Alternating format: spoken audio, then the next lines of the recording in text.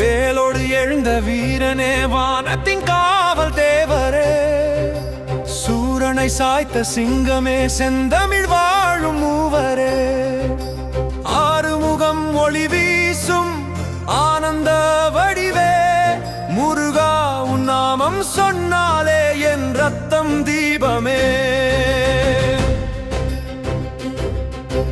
போர்க்களம் எரிந்த நேரம் பூமியே நடுங்குதடி, சூரன் எழுந்த கோபம் தேவர்களை குலுக்குதடி.